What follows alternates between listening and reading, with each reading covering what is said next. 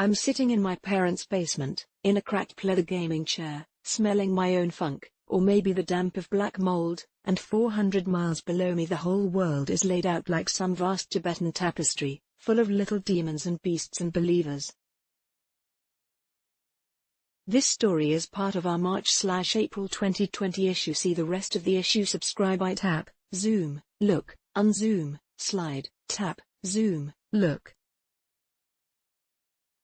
Sometimes at familiar spots, but mostly just at random, searching for something happening somewhere that's interesting enough to stream or GIF or sell or just linger over. I watch Berlin's Mob Music Festival.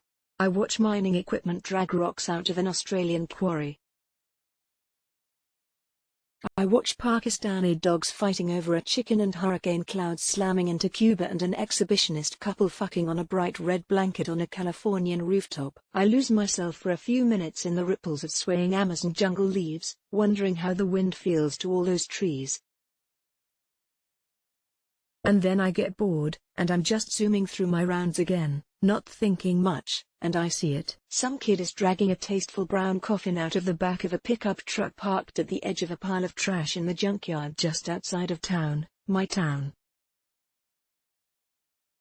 Silent thunk when the box hits the trash dirt, and the kid loses his grip, rolls it, and out comes a body. Denny's body. Never seen him from this angle before. Fat face sprawled to the open sky, but somehow I know it's him, the lima bean bald spot who wore a hideous Hawaiian shirt on their first date, just like the body is wearing now. Denny is the guy fucking my ex Michelle. Was the guy, because I'm pretty sure I'm looking at a live satellite feed of his corpse. I zoom as hard as I can, but the algo caps the resolution when it thinks there are people in the frame. Panorama doesn't want us swiping credit card numbers or peeking at text messages, even though they probably sell that data to marketing firms or use it to blackmail Saudi princes. I can see the coloration on individual feathers on a bird soaring over some pristine wilderness, but trying to identify a dead body is like spotting an acquaintance across the street through a smudgy bus window. Doesn't matter how sure I am, no one else will believe me. Too much of life happens inside, underground, in cars or trains, under trees. On cloudy days the kid plants his hands on his hips for a minute, then bends to shove Denny back in the coffin. He gets the lid on, latches it, I guess, and gives the coffin a couple rolls toward the junk pile. I don't do snuff zooms, even though they're good money on the dark web. I don't chase car crashes or predator drones or active shooters. I should bug out, look at something else, watch a nudist beach or contemplate some cracking, melting ice flow. Everyone knows Panorama can't afford storage for all the imagery it takes, if storing that much data is even possible. If a user doesn't record it, it's gone forever. The tech god is omniscient but forgetful. I could pretend I never saw Denny's blurry pixel eyes staring up at me. But death is weird when it's someone you know, even if they didn't know you.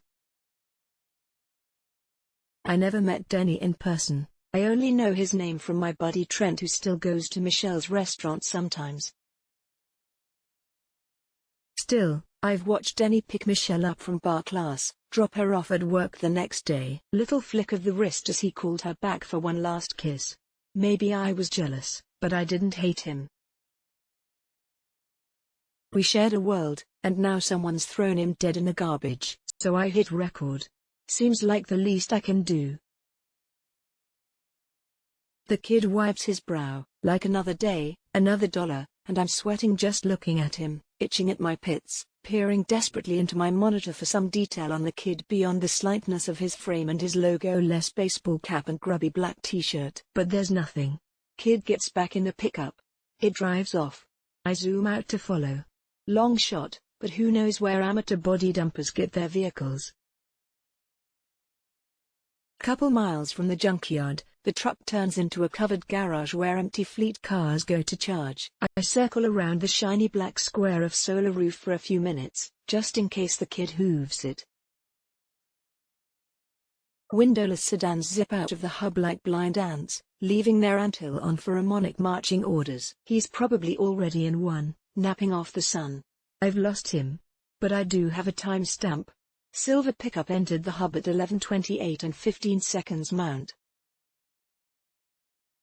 Just like in crime shows, the cops can warrant the garage logs, track the truck back to wherever it picked up the kid, and Denny's coffin. Sign up for the download, your daily dose of what's up in emerging technology. I should ping the cops. But I don't, because there's something else I've seen in crime shows. 1 in 5 homicides are committed by an intimate partner, which means there's a non-zero possibility that Michelle was the one who had Denny offed. What if he beat her? Or stole her money? Or tried to sexually traffic her? I'm a snitch, but I'm not going to snitch on her. My best bet is to find Michelle, keep recording the evidence, track her until I get the whole, fatal story. I pull an Adderall shot from my mini-fridge, slosh it down, toss the little can, purple liquid splatter joining the salsa stains on the wood grain carpet. I order pizza to the basement door, text mom and dad that I'm staying in. It'll be at least a day before they throttle my bandwidth to force me upstairs. I go to the bathroom and scrub caffeine on my face. Then I go looking for Michelle. The thing about Zooming is, it's actually fucking hard to stalk people. Too much of life happens inside, underground, in cars or trains, under trees, on cloudy days. And they know we're watching, so floppy hats are back in a big way. Gated communities put up shade sails, couples kiss under umbrellas on rainless afternoons. Then there are the anti-stalking algos that kick you off if you zoom in on the same address too long or too often. Panoramas for wildlife photography and storm chasing and seeing humanity in its broadest strokes. The daily heaving of commuters, migrants, pilgrims, supply chains, shipping lanes, air travel, construction sites, battle lines, strip mining, clear-cutting, controlled burns, cook fires, city lights, parades, sports games, mass weddings, protests, riots. Finding Michelle is like finding a needle in a haystack when the haystack is on fire. Impossible, except I've had a lot of practice. I catch her coming out of the Thai place when her shift ends after the lunchtime rush. I know it's her from the way she twists her hair up into a bun and the stretch she does, there on the sidewalk, to celebrate being off the clock. She's unbuttoned her white hostess shirt, down to a sweaty halter top, and the slight angle of the satellite lets me gaze right into her pixelated cleavage.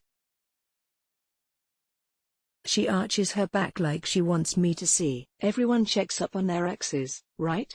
I don't want her back, but I zoom her when I want a reminder that she's hot, cool, and successful, and for a while she chose me. Or else I want evidence that she's miserable and pathetic without me. Or maybe she's ugly, tacky, slutty, immoral, and I'm better off without her, better than her, now that I've come to my senses and moved on. Or none of that. It's just an itch to scratch. Today she's got a bounce in her step, like she got a really good night's sleep or maybe got away with murder. She's not checking her phone or edging away from passers-by or any of the nervous movements I'd expect from someone whose boyfriend has gone missing, who's involved in a criminal conspiracy, who's about to go on the lam. Michelle walks to the library, comes out 10 minutes later. She goes to a coffee shop, spends an hour inside. To keep the algo from getting suspicious, I pan over the cafe slowly, jump to a random spot, then come back and sweep the surrounding blocks in case I missed her. Rinse, repeat. My pizza arrives. It's pure luck that I catch her leaving. More errands. I haven't zoomed on one person this long since I watched a Mongolian nomad track a runaway horse 2 days across the steppe. I've followed Michelle before, but always with a bored, idle, compulsive curiosity, never with actual focus. She goes to bar class. I figure this is it. When she's done, either she'll wait for Denny to pick her up until she realizes he's not coming, or she'll just go, because she already knows where Denny is. 50 minutes later the studio empties. A dozen pairs of yoga pants come out, all buzzing with post-workout endorphins. They scatter, but not Michelle. She waves them off, plops down on the curb, waits. I get this rush of relief, and I'm about to call the cops, tell them about Denny, anonymized so there are no questions about why the victim's girlfriend's ex-boyfriend knows where the body is, when a car pulls up. From my vantage, it's a windowless black lozenge.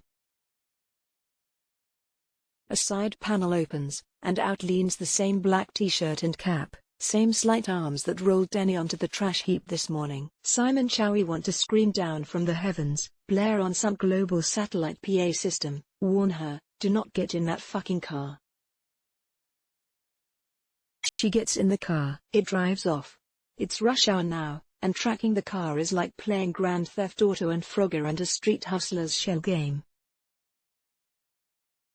I ache for the days of early Panorama, when they still let in third-party algos that could track vehicles and individuals for you. Dozens of identical sedans merge and exit in a tight, automated gridlock, and I go cross-eyed trying to stare at the one Michelle is in.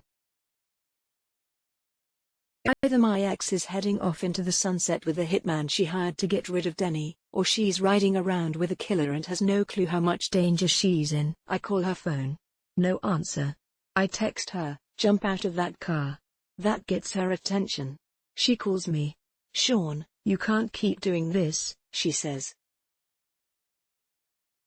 I deserve privacy, you agreed. If you Zoom me again, I'll report you to Panorama. I'll get a restraining order. I tell her it's not like that. I tell her she's in danger. I tell her I saw the guy in the car dump the body. She says, what body? So I tell her to open Panorama on her phone and zoom on the trash pile in the junkyard just outside of town, our town. I ping her the coordinates and tell her to look for a coffin. Pause with some heavy sighs as I guess she does what I ask. Then, I don't see anything but garbage and big crane things. I zoom back to the junkyard on my own screen. A pair of earth movers are rearranging the trash pile right where Denny's coffin had been. Fuck. I tell her she has to believe me. She says, Sean, how long have you been staring at that screen? Maybe you should get out. Fine, I say, fine. I'll show you. I send her my location. Then I get out of my chair. In the garage is the bike I never ride. My dad keeps the tires pumped up because he read a book about how the best way to parent my generation is to remove the obstacles that prevent us from exiting self-destructive behavior. I clip in my phone, roll out of the garage, immediately start sweating in the sunset heat. Riding the bike again is just like riding a bike, but harder. My legs ache, my lungs burn. I look up over my shoulder, and I try not to imagine how my soaked back, hunched over the handlebars, must look to Michelle through the satellites above. My fingers twitch and pinch, and with a bolt of shame, I realize I want to zoom on the box. I take the bike paths that tendril out of town, faster than rush hour traffic, even at my huffing pace. All the while, I'm on the phone with her, trying to explain, though I'm out of breath. Eventually she says, okay, let me come meet you. We can figure this out. Then neither of us talks much. For some reason, I feel better, even though I know that if she is a killer, she's probably only coming to kill me too. I keep my eyes on the road, and on the blip of my body that Panorama keeps centered on the map it lays over the feed on my phone. There's no guard at the junkyard, just a gate where you insert your credit card. All the junk is chipped, and you pay by the pound. I dismount and walk into the stacks of objects too toxic to compost, too complex to recycle, too useless to repair. After a day of looking down, their 3 dimensions weird me out, their perfect resolution sets my teeth on edge. The automated earth movers have wandered off, but I see the work they've done. They've lifted Denny's heap and set it precariously on top of an adjacent pile, a steep little hill of things no one wants. I see the brown corner of the coffin near the top, covered by a tangle of broken clothes hangers and old halogen lamps. My fingers twitch and pinch, and with a bolt of shame, I realize I want to zoom on that box. But I can't. Instead I walk up to the hill, get purchase on a torn open mattress spring, and begin to climb. The sun trickles away, and inch by rattling inch I edge up the mound of trash, toward the sky. I'm almost to the box when I hear Michelle's voice. "Sean. Please. You have to come down from up there."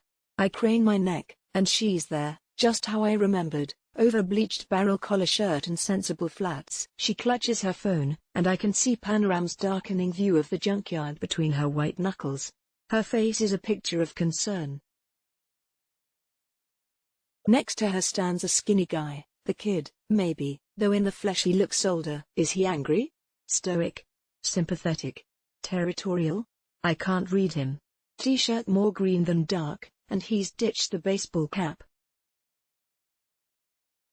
But he's still the kid I saw. I know it, he's got to be. Except, there's this bald spot that licks over his scalp, shaped like a lima bean. I ask, who's that? Sean, this is my partner Denny, Michelle says. He came with me because he's worried. We all are. We don't want you to hurt yourself.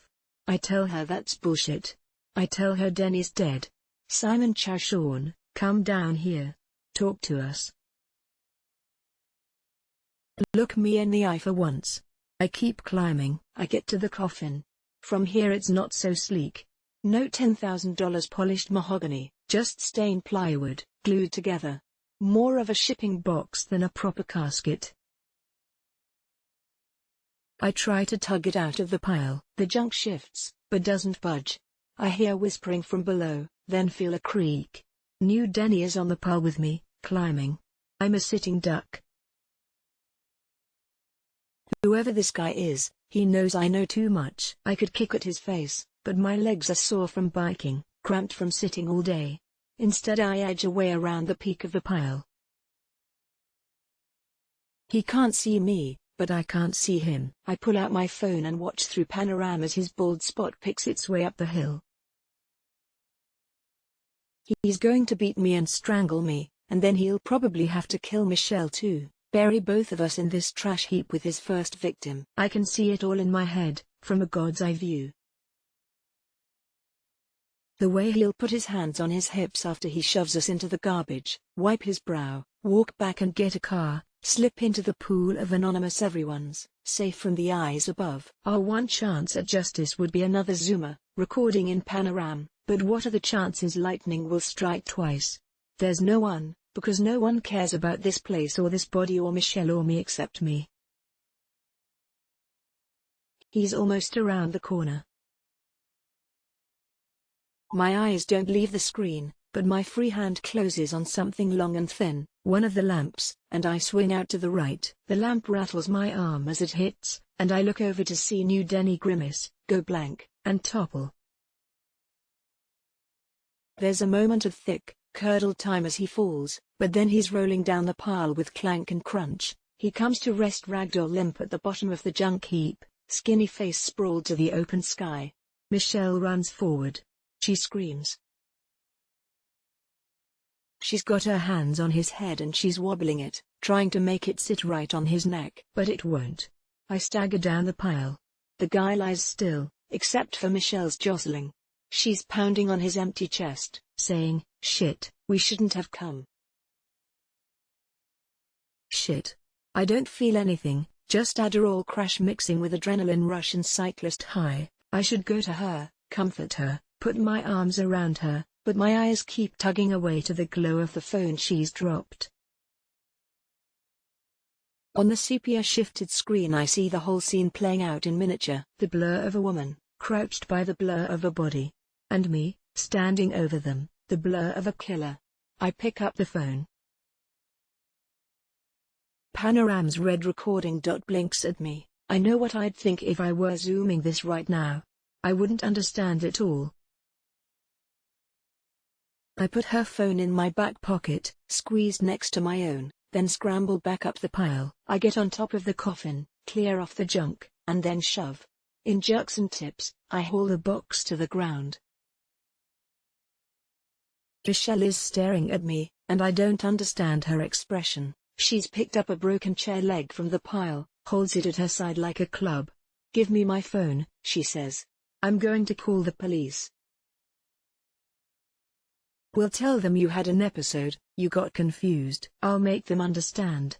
She doesn't know I saved her. I tell her she has to see this. I bend to work the latches. Doubt comes to me then. For a blink, I'm expecting to find a mannequin, some haunted house prop, thrown away by a carnival, blurred by panorama, interpreted by my brain as a vast conspiracy that I was uniquely qualified to untangle. What if there's nothing in there except my own ego, pattern recognition, and the follies of know-nothing omniscience? But in the box there is a body. Hawaiian shirt and a placid, pale, lumpy face. It sits at the edge of the heap, parallel to New Denny, both missing that vital force that makes meat mean something. "Who the fuck is that?" Michelle says.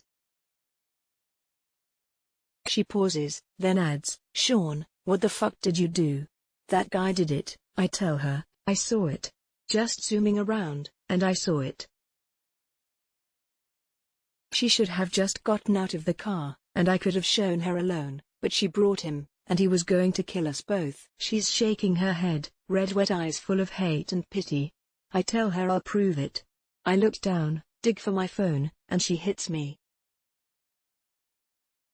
I'm on the ground, wind knocked out of me, pain screaming in my skull. I feel the two phones tug out of my back pocket. Then I get a little air, and close my eyes. When I come to, Michelle is gone. The sun is gone too, the pink drained from the sky. The bodies are still there, but there's no hiding them now. I stagger to the junkyard exit. Michelle has taken my bike, or someone has. I stare down the road, thinking of the silver pickup, trying to remember how far it was to that charging structure, trying to figure out if I could hoof it. Red and blue lights start to flash in the distance. Whatever I did or didn't see, it hardly matters now. Maybe Michelle is the killer, but she has my phone, probably remembers my passcode. She can delete my panorama recording, pin both bodies on me. Or maybe she's not, and I killed that man for nothing.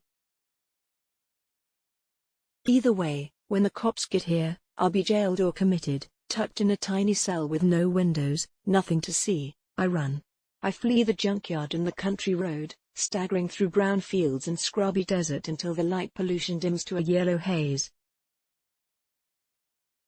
Above me, the stars grow brighter, and closer. Closer still are the winking eyes of panorama, in an endless parade of overlapping rings, satellites dancing into new constellations, filling the firmament with heroes and gods and heretics.